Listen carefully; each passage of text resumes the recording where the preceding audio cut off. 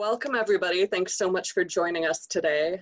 I'm Sarah Gerke. I've been a journalist in the 3D printing industry since 2014, and I now own and operate Additive Integrity, an AM-focused editorial services company for which I work with Fabulous, Forbes, other companies, media, and clients in the industry.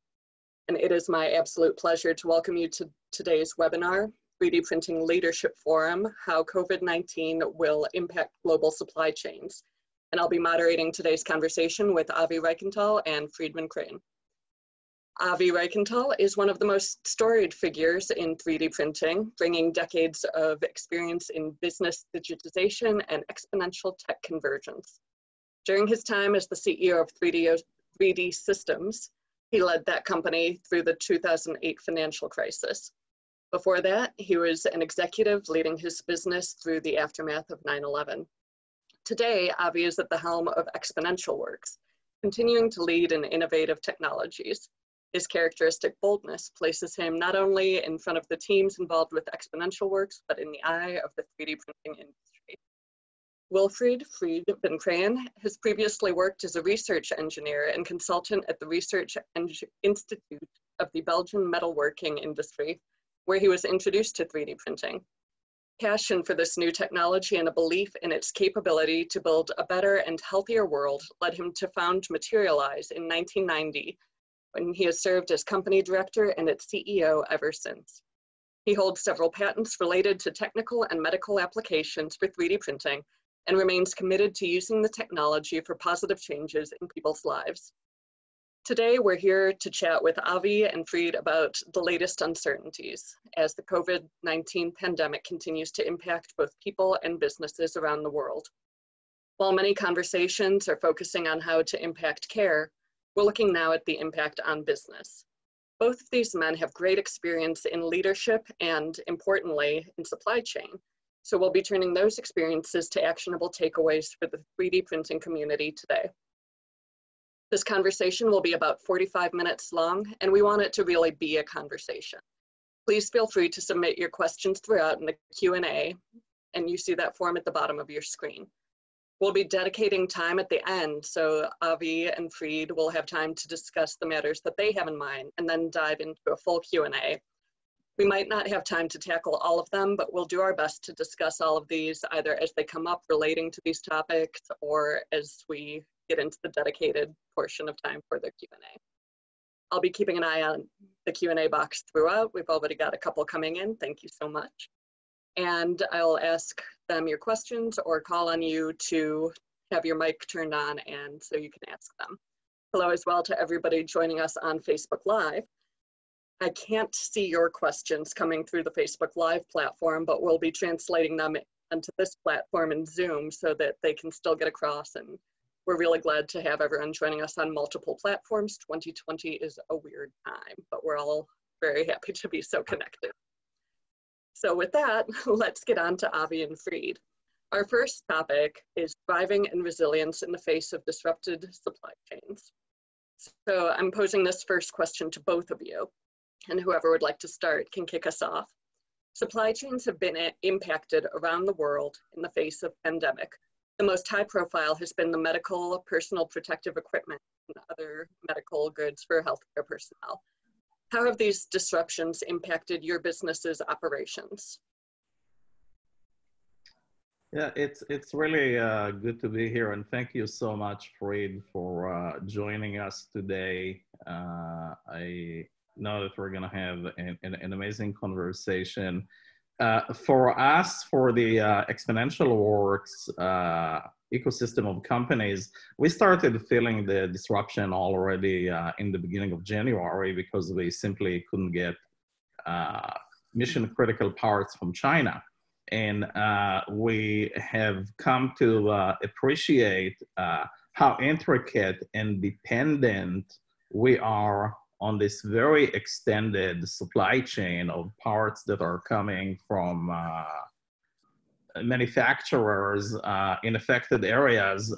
And it's continuing now as we sit here today. Now we're beginning to have disruptions from local suppliers closer to our own zip code because of their restricted ability to work and to perform on a daily basis. And it just, I think, is going to cause certainly all of our companies to kind of rethink how we disrupt and design our supply chain going forward. I mean, there's no question that in the medical field, we got caught with our trousers down in the sense that there was complete lack of preparedness and storage. And in all of that, I think how we look at supply chain, how we look at our costs of goods, how we look at digital manufacturing and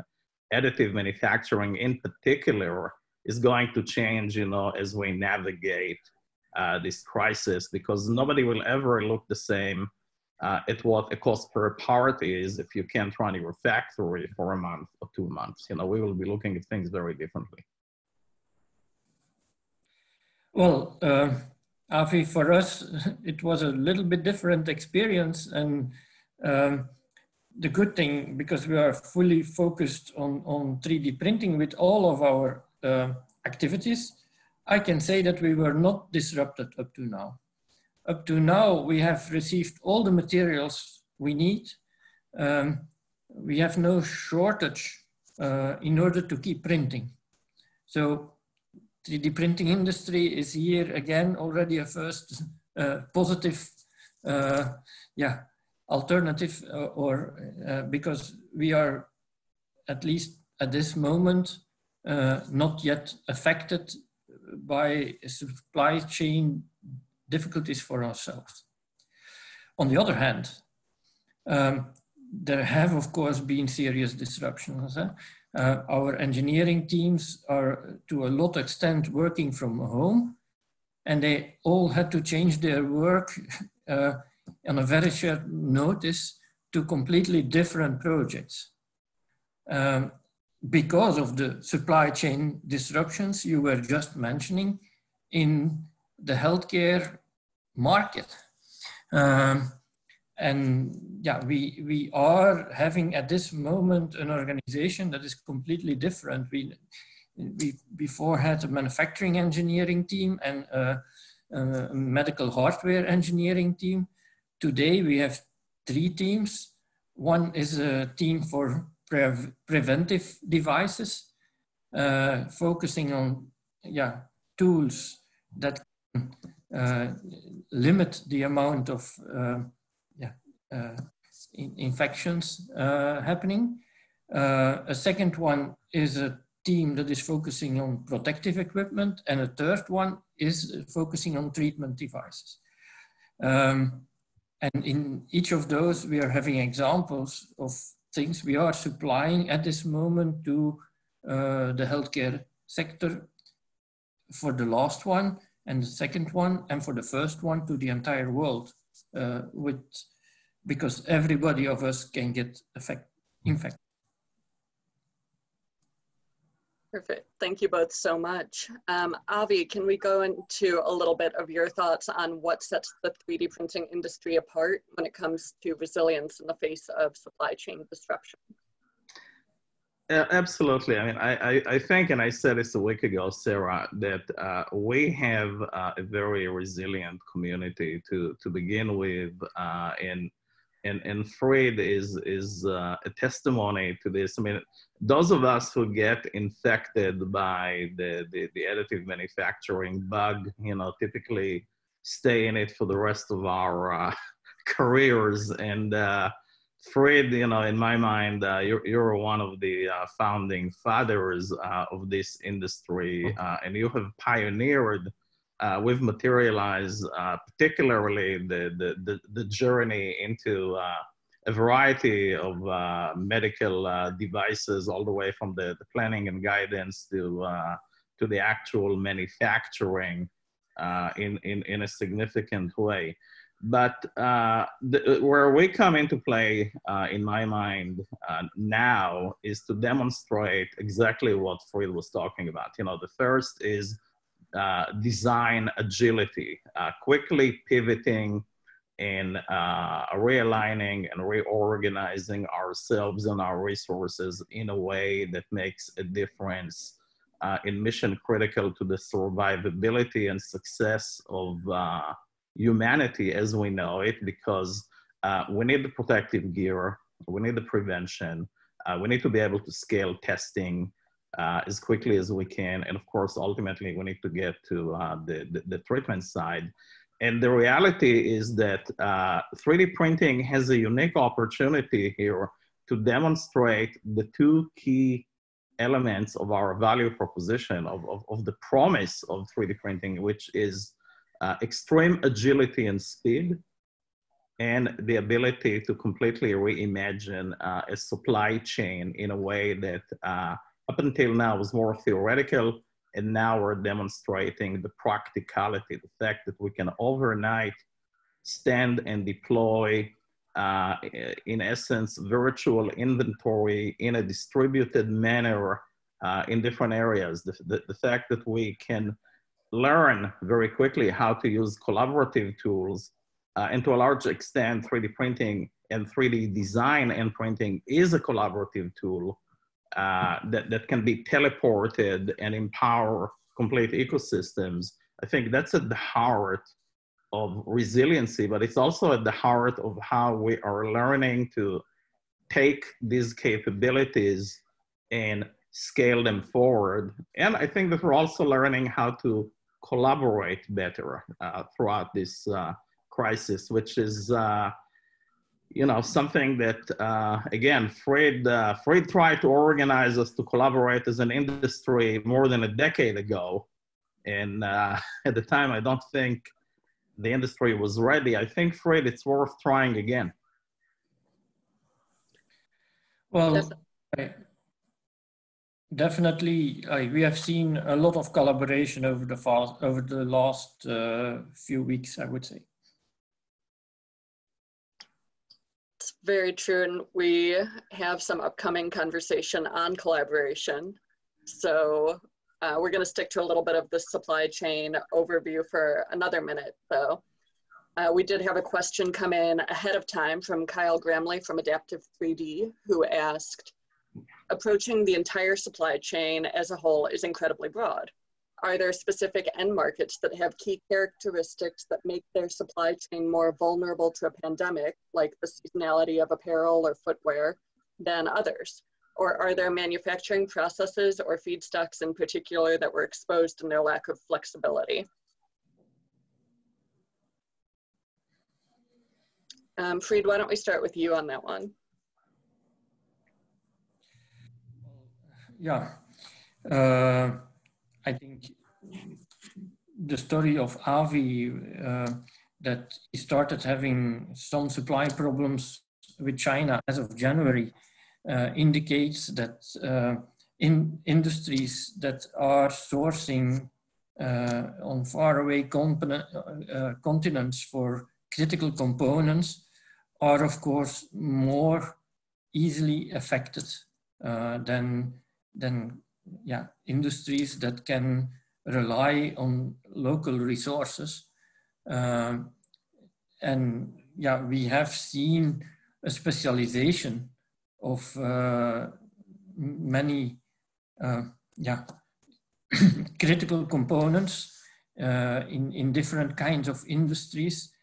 We are going to have to despecialize a little bit, and the big flexibility of 3D printing is there already one of the positive things that 3D printing can bring. We cannot have yet the same mass manufacturing volumes, but gradually we get better and better output in volume. So that makes that thanks to 3D printing, we will have less dependence there. But of course, also industries that are easier affected are the so-called certified industries, like medical, like aerospace, because they are with rigid procedures, and that's then, in case of emergencies, not always easy to leave this. What are then the critical procedures and what are not the critical procedures? What is it what you can abandon in those times of emergency, and where do you need to go full force in order to make sure that you maintain the safety and the critical factors that are difficult decisions at this moment for certified industries. And of course, at this moment, the medical industry is at a high and the aerospace industry is at a low. But yeah, it was only 2 years ago that I think that Airbus and Boeing were both not able to ramp up sufficiently fast their production lines. That actually scoots us really well into our next overarching topic, which is sustainable strategies to combat disruption, including tips on attracting investment as we move over to that direct business side of everything. So, Fried, we're actually going to stick with you for a minute on this. If you can tell us a little about the strategies Materialise has been employing to combat disruption in the supply chain and how you're helping all of these companies that have seen the impacts that you were just touching on. Well, Sarah, like I said earlier, we feel to be a bit on the good side of this problem, in the sense that we haven't been affected with disruption at this moment. The material suppliers of the 3D printing materials are quite stable in their supply. Also, our other supplies are still coming in quite regularly without too much disruption. While on the other hand, yeah, we are now producing quite a number of elements a number of parts that are now in critical demand. In fact, yeah, we can tell multiple stories at this moment, but many of the listeners will know the story of Isinova in Italy, the company that converted the scuba diving masks of Decathlon into breathing devices. Well, yeah, this company really did a good invention, but yeah, they needed support from companies like Materialise, and we have been helping them to improve their designs to make them, for instance, more accurate in SLS, and to help also support multiple hospitals in Spain, for instance, with the 3D printed devices according to their system. So it's both a support for a 3D printing project, and that 3D printing project in itself is in support of the lack of masks for the breathing devices in multiple countries at this moment. Perfect, thank you.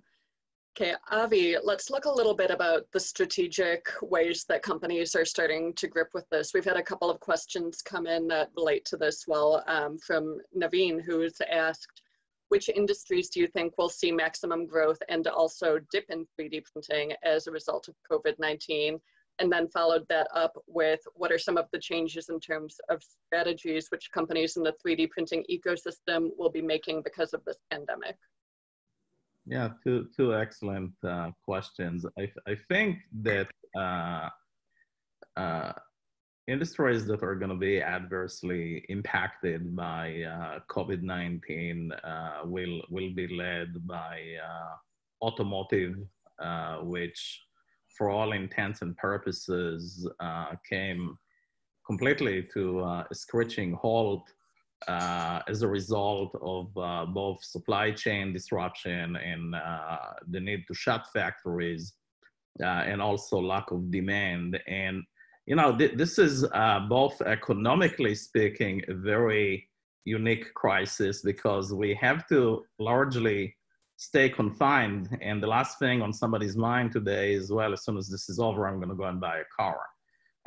And the automotive industry has already been disrupted quite a bit over the last few years, you know, between the autonomous driving, you know, versus traditional driving, between EVs and ICE type platforms. And this just going to add to a complete probably reinvention of mobility as we know it, with interesting opportunities on the other side. But in the here and now, I think businesses that are supplying into automotive, you know, should kind of throw away their business plan for 2020 and rethink it. On the other hand, I think that we're going to have a massive resupply and long-term strategy in terms of preparedness for subsequent pandemics. Because a vaccine is going to take some time to fully test and scale. And sadly, you know, we might be in a similar situation later in the year as we get into the fall season and the winter. If nothing else, because of some of the trauma that this is causing the human side of us and how we behave.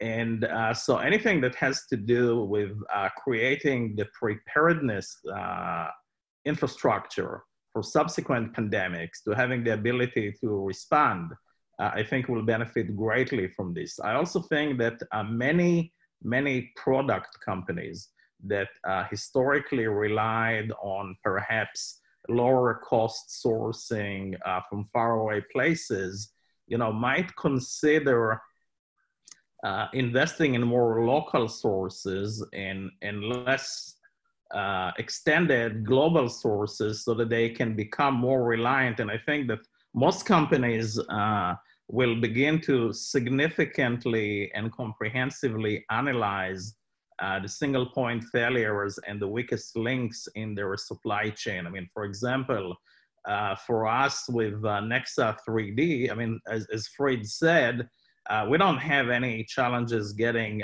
the resins, the materials. The 3D printing material suppliers have been tremendous.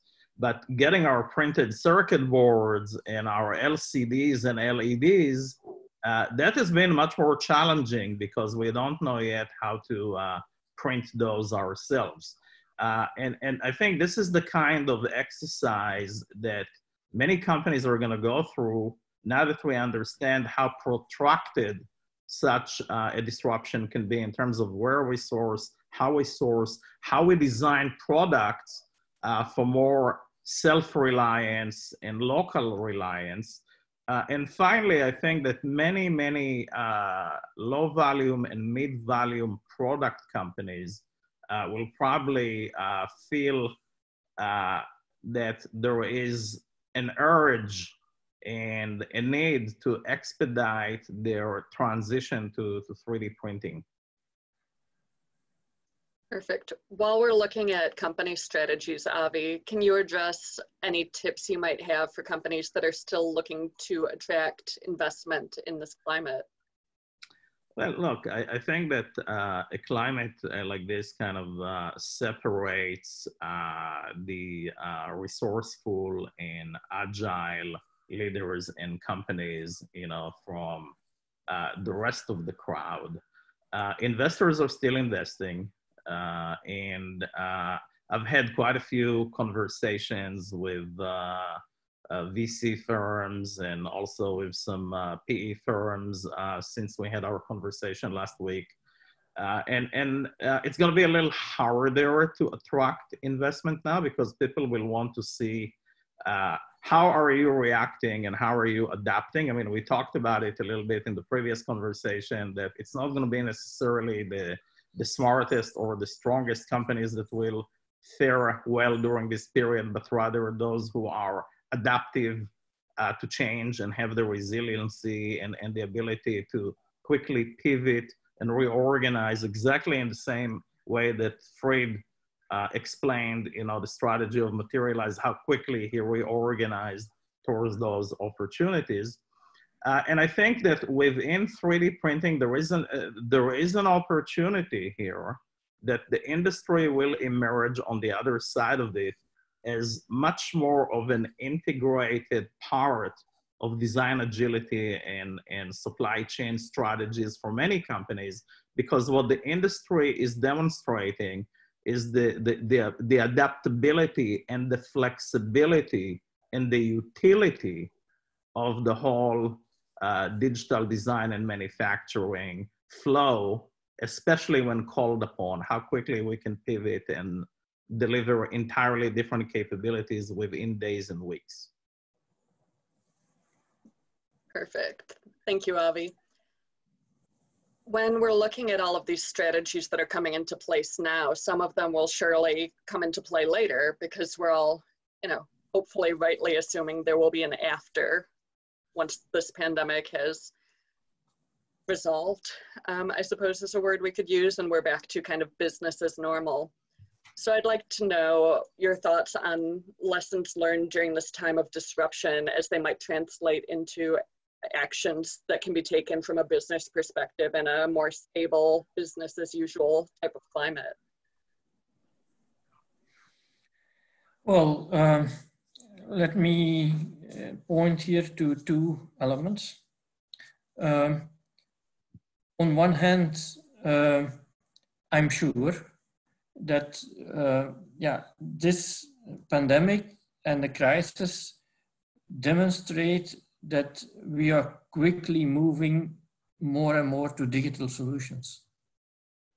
You see the rise of online orders. You see the rise of webcasts like we are doing now. You see the rise of a lot of the meetings and conversations going digital.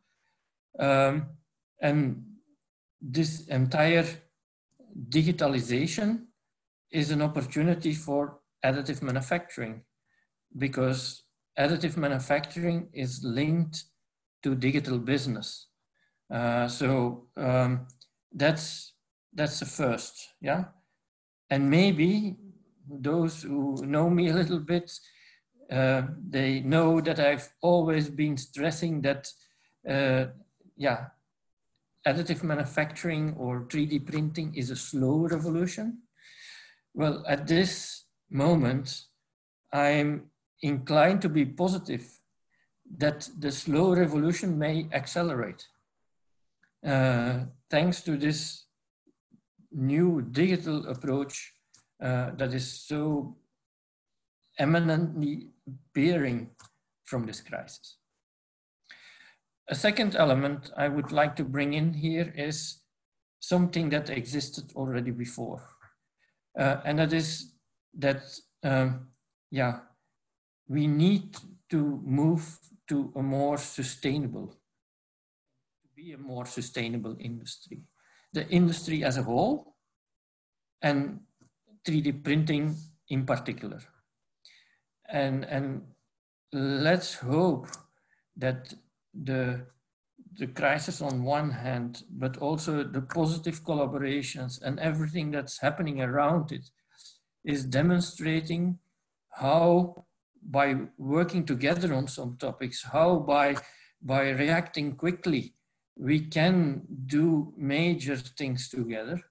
And that we see this crisis as a big warning sign that humanity is under threat, not only on the short term, but also on the long term. And that we really do have the ability to do something about it. And definitely that 3D printing can be one of the major tools to do something about it, and that we are as innovative as we are trying to be now to fight the pandemic at different levels in fighting for sustainability in the many senses of the word. That is something I want to stress. It's not just about the ecology, the climate change. It's as much about the social side of it. It's as much about reducing the discrepancy between the very rich and the very poor, and providing the ability for all to do useful work and earn a fair living. Because if we don't do that, 3D printing will be maybe one of the victims if we move now to a more, let's say, separated society where a few can get everything and the others have to work for a very low cost and can only afford mass manufactured goods. Well, that's definitely not good for 3D printing, because we need to deliver value goods in order to be sustainable. So hopefully this crisis sets new opportunities to create a new kind of value, to go for the right stuff and not so much for fake and egoistic perspectives that have prevailed in many countries over the last years. Perfect. Just because we've got so many questions about this coming in right now, we're going to skip a little bit to talk about a couple of the efforts that the 3D printing industry has really been stepping up to help in especially the medical supply chain. As you've mentioned, we saw the case with Isanova, and we've seen other uses in face masks, face shields, respirator and ventilator parts. So we've got a couple of great questions that we're going to get into just on these fronts. And it also comes back to what we'd been talking about before, the point you brought up, Avi, and Materialise's long history in it of collaboration. So we want to talk a little bit about working together. And so we've had several questions come in. So first we had Anas from 3D printing industry saying that the response to the pandemic from the AM3DP world has, on the whole, been pragmatic, measured, and meaningful. Many projects are public, and we also hear about many private initiatives where people are working hard behind the scenes. Sharing information and working together as an industry is important at this time, but we should also be mindful of the risks. With this in mind, what do Avi and Fried think about the 3D printed face masks from the maker community? And to follow up, what can this group do to help, if not print masks? We've also got Omid following up on that with how do you use 3D printing in producing mask filters? So if there's anything you have to kind of mention about these uses that are coming so into the limelight right now. We've had Marta jump in as well about the medical industry responding to parts produced by AM. Are they eager to collaborate and try these options, or are they cautious?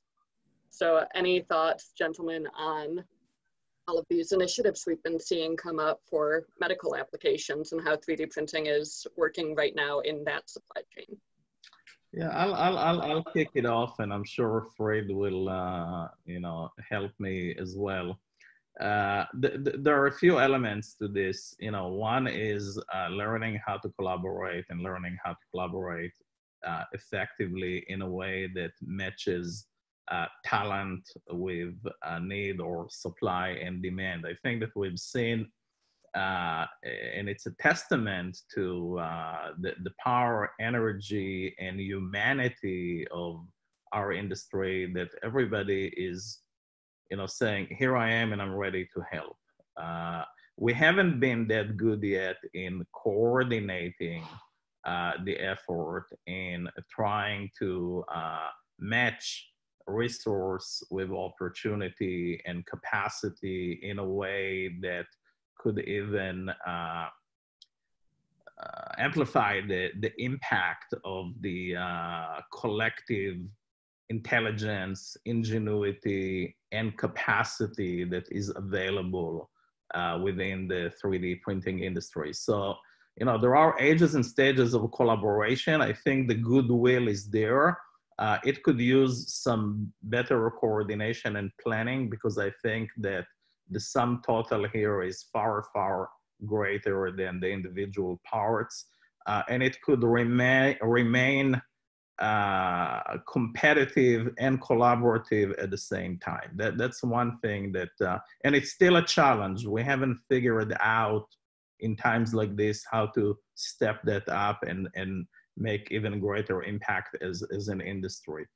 The other is the ages and stages of the evolution of the crisis, right? So we start with what is mission critical today, and for medical professionals, certainly getting some protective gear, like the clear, shields that many in the maker community and in the service bureau community, and even students locally all over the world are making, using acetate and frames and hole punches. I think that's great, and it's helping tremendously. We will probably ourselves here locally will end up printing tens of thousands of units over the next few weeks. That to me is an emergency pragmatic measure, and it doesn't really require much by way of regulatory oversight. When we get into the kind of the N95 category of masks, I think we need to be really, really careful to make sure that we're not creating confusion, and that we work, with experts and with the regulators to find ways in which 3D printing can make a difference. And we may or may not. There are other areas like creating the printing the swabs for testing for COVID, other areas like this. They look promising, but we have to overcome many issues, including how you scale the whole sterilization process and so forth, that have to be carefully considered. Fried also said very correctly that in the medical field, all the regulatory oversight is designed to slow things down. I mean, it's there for a reason, but it's not natural. They don't have the agility and the practicality muscle in their DNA, if you will. And I think that they're learning a great deal through this crisis about what's important and what's not important in their approval process.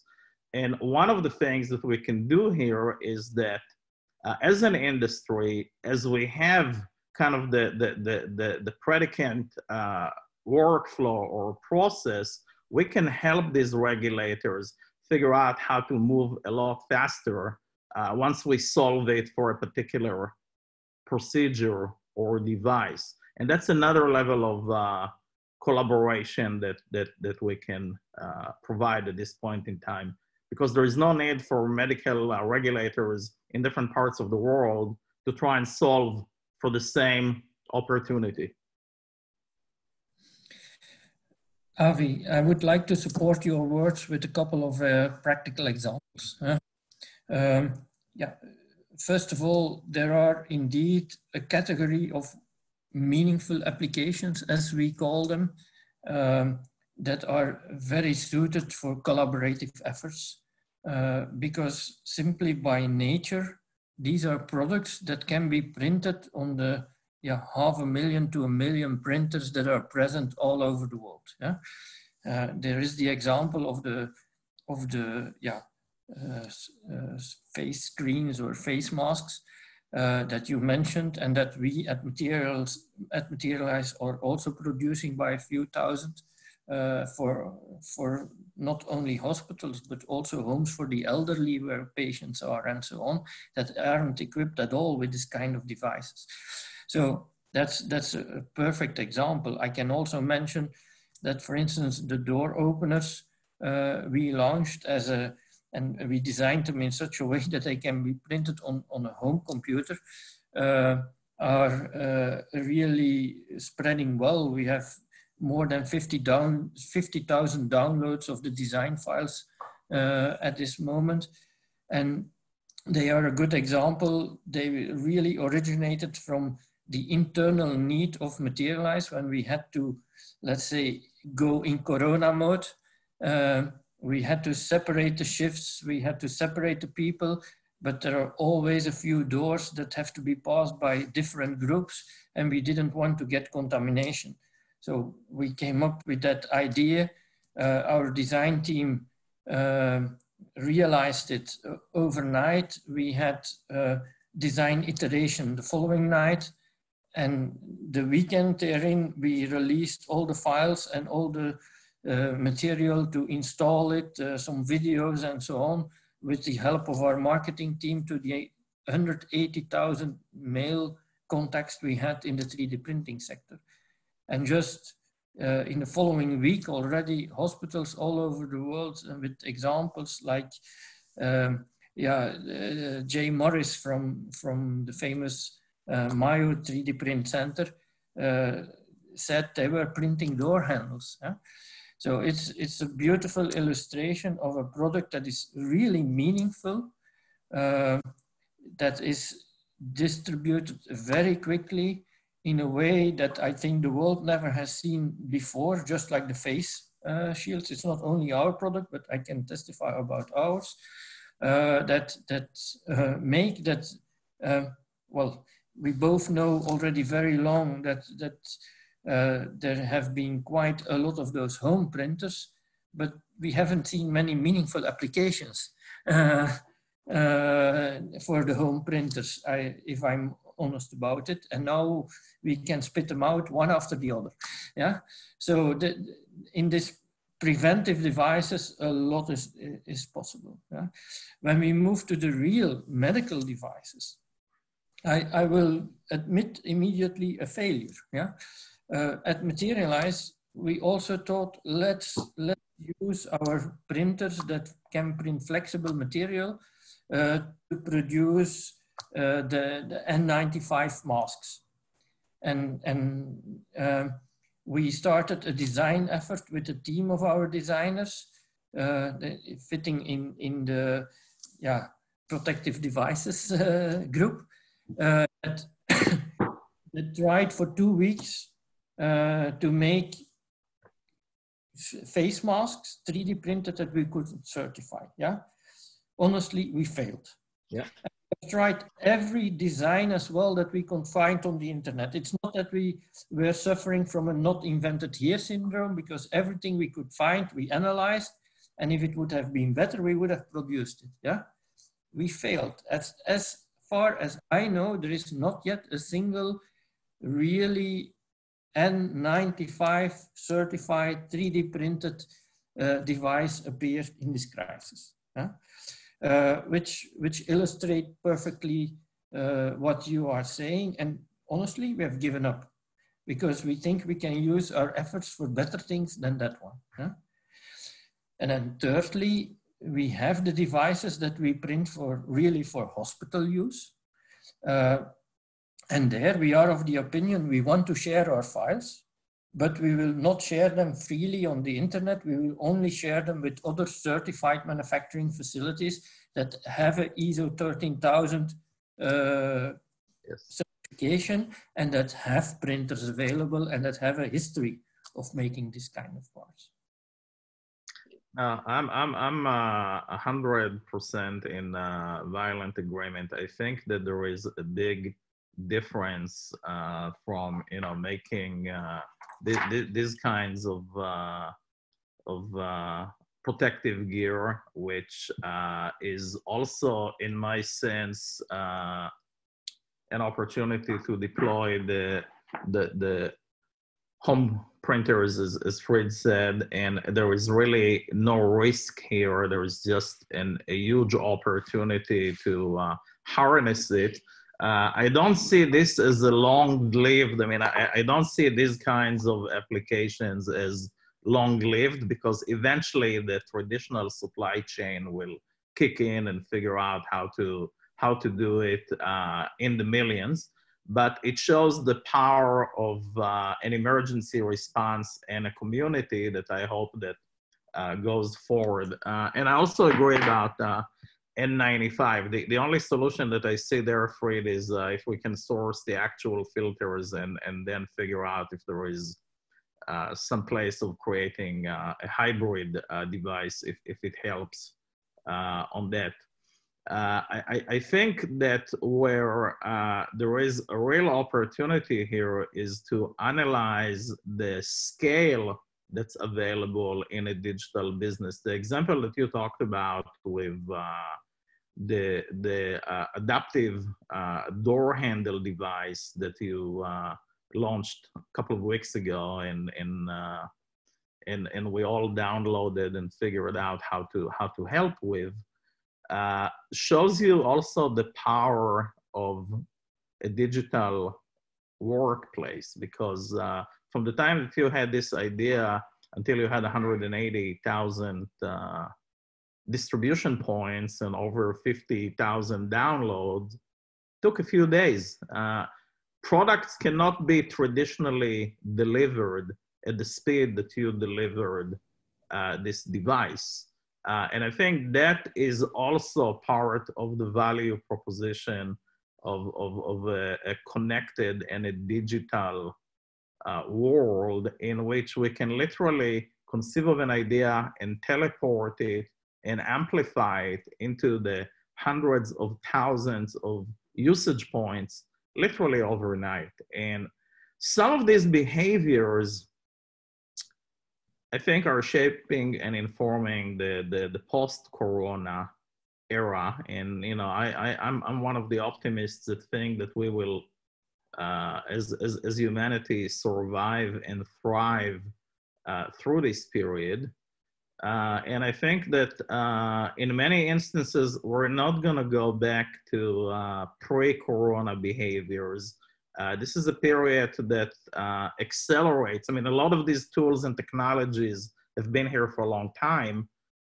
We're now being forced to operate in a way in which I think is going to usher the future of work, the future of collaboration, and hopefully, as Fried, as you said, also the future of humanity, not just in terms of ecological sustainability, but in terms of human kindness and passion and purpose, and also the right distribution of wealth and meaning in society, as you clearly articulated.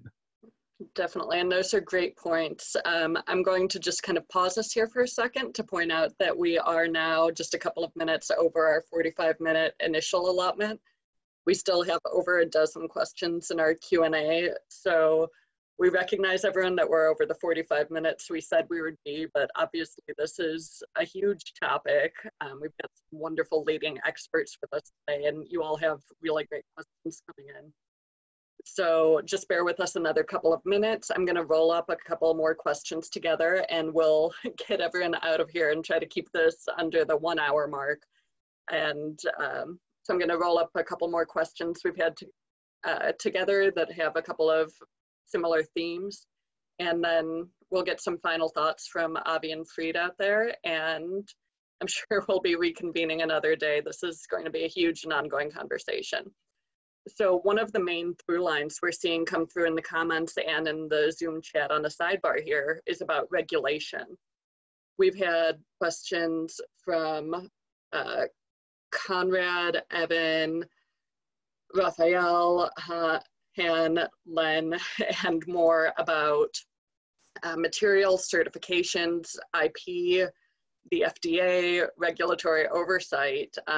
So kind of pulling all of those in together, where do you see the place of regulation really stepping in to additive manufacturing right now? You've both touched on the N95 masks and things that require significant medical oversight. Laura Lynn has been providing some links about the America Makes FDA, NIH, VA collaboration, and Len has pointed out more efforts in the UK as well to get that oversight in there.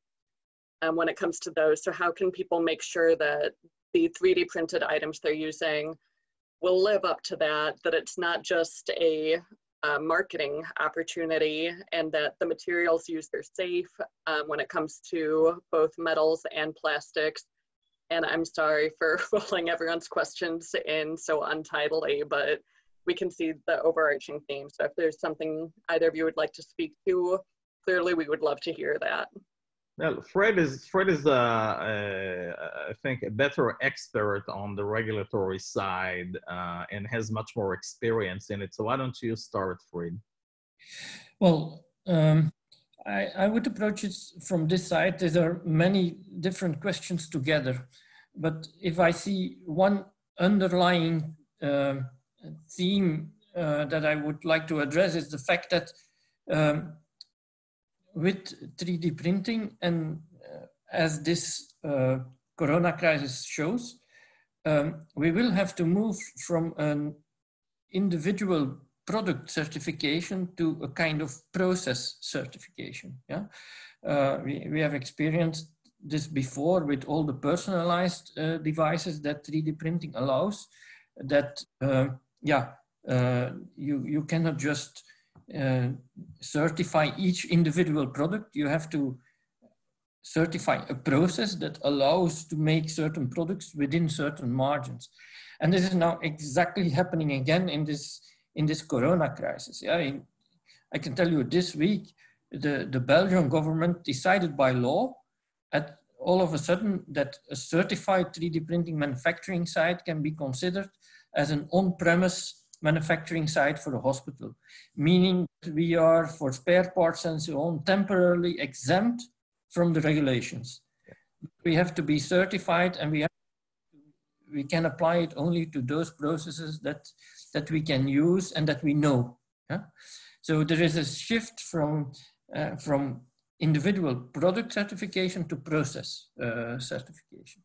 And this is has been a major challenge for us to explain to the regulatory bodies that we need to make this shift, and actually the corona crisis has immediately forced them to step into this direction. So this is a major event in the regulatory context.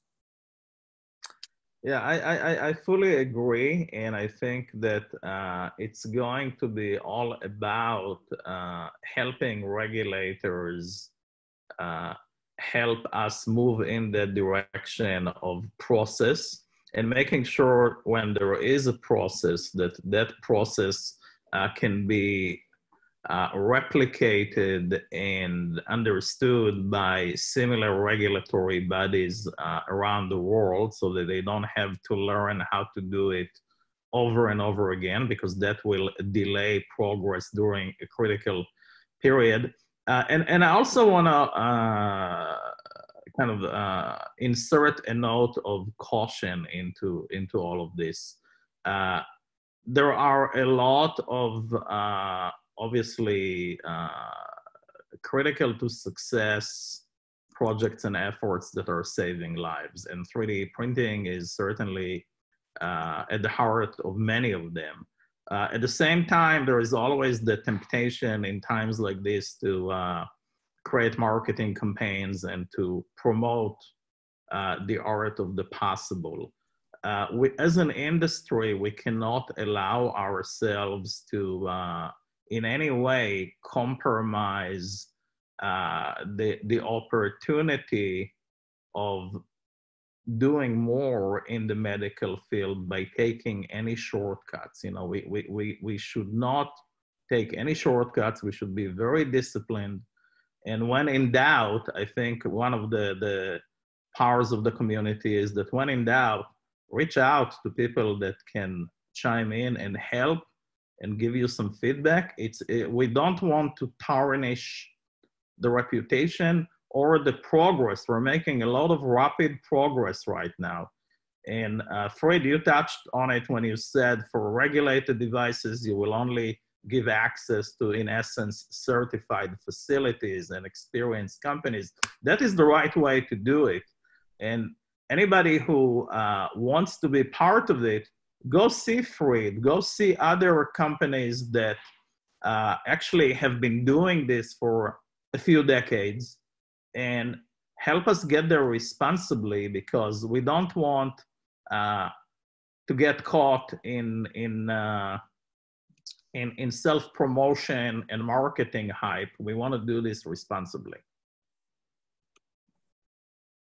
Perfect. Thank you so much, Avi, and thank you, Fried. We are going to wrap up right now and let everyone go and kind of chew on all of these great thoughts from today. But if you both want to offer just a quick final word on today's topics on supply chain and 3D printing in today's economy. We will do that and wrap up with those final thoughts. Fried? Well, just a final remark, yeah. We are now going very digital, and a lot of design work is done digital. But what we experience now every day, that every of our teams needs one room where all the prototypes come together so that they can feel and touch them, and so that they can have the physical experience of the 3D printed products, and that they can match and see what works. And yeah, we are experiencing in those times the value of the basic business we had first, the rapid prototyping, even more than ever before. And I do think that all those consortia around the world that are now doing very fine work to collaborate and to create, for instance, ventilators, they will need a lot of prototypes. So the relevance of 3D printing in these times is coming out very well. And I hope that after the first period of economic downturn that we will experience, then we will move again to an acceleration phase. Avi, just like we experienced shortly after 9/11 in the year 2000, and shortly after 2009 when the real crisis hit, 2011, 12, 13 were among the very best years of the 3D printing sector. Yeah, no, I couldn't agree more, Fried, that if there ever was a time for 3D printing to shine, it's during this period. And I too am hopeful that after companies figure out how to stabilize and weather the storm, that on the other side of it, we will enjoy another incredible period of growth and mainstreaming for 3D printing that could build on the incredible progress that we made as an industry from 2010 to 2014. And I'm also hopeful that we will also come out of this period with some exponential growth in the maturity of our industry and how we begin to mainstream and integrate and scale this combination of digital and manufacturing together to help companies rethink both their design and manufacturing agility, as well as new supply chain strategies in the process. Fried, thank you so much for having this conversation with Sarah and I today. And thank you for everything that you were doing for the world and for the community. I really appreciate that. Well, you are giving me a lot of honor, but there is a very large team at Materialise that is working very hard now in order to try to do the best we can do for a better and a healthier world. Thank you very much for the compliment, Avi. I want to thank you and Sarah as well for giving us this opportunity. I think it's a great initiative, and I hope this great initiative will continue. We will do it. And here is to the Materialise team. Thank you so much. Thank you. Thank you both so much, and to the teams at Materialise and XponentialWorks for all of the wonderful work that you've been doing for the community, for the industry, for everyone we're collaborating with, and for presenting today. Avi, Fried, thank you so much. It's been a real pleasure to talk with you today. Everyone who's joined us, we really appreciate it. Thank you for your conversation, for your presence, for your notes. We really wish we could have gotten to every question today. I know we've still got well over a dozen we didn't get to, but it's a huge topic, and we really, really appreciate your being here today. And we hope that you'll continue to join us and keep into future conversations as the industry continues to come together in these very tumultuous times. Thank you all so much, and we hope you have a great day. Bye-bye. Thank you. Bye. Bye.